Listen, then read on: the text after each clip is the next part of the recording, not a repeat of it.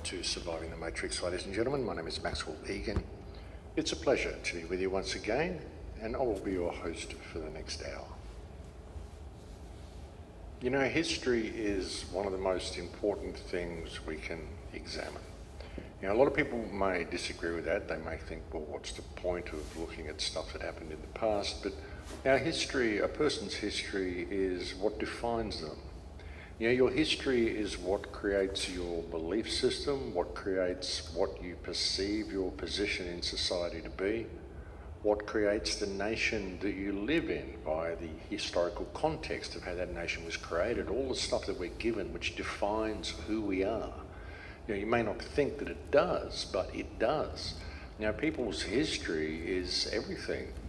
When you look at the national pride that you see around the world, the heritage that people cling on to, which they do so because it is this heritage that they believe defines them. But what if this heritage is wrong? You know, because the reality is that we just don't know, and we place so much value on what we are told happened before. We use this to define ourselves and define our actions, but most of it is based on secondhand information that we just cannot confirm. And really, when you look at it, a lot of what we are told our history has been very much used to divide the masses. You know, divide and conquer is a motto, and it works on so many levels that many people can't see it.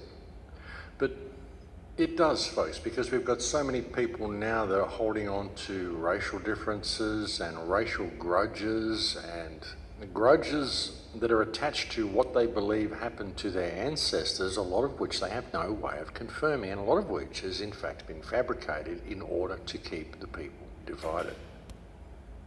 You know, the historical grudges that people hold on to, things that didn't happen to them, things that apparently happened to their ancestors, but as I said, a lot of these things are taken out of context because a lot of the events were very likely fabricated and did not actually happen the way we were told. You know, personally, I don't believe we've had a history of war and oppression of each other. I think this has been quite a recent introduction to the human experience. And hey, that's just my point of view, but that's what I'm leaning towards.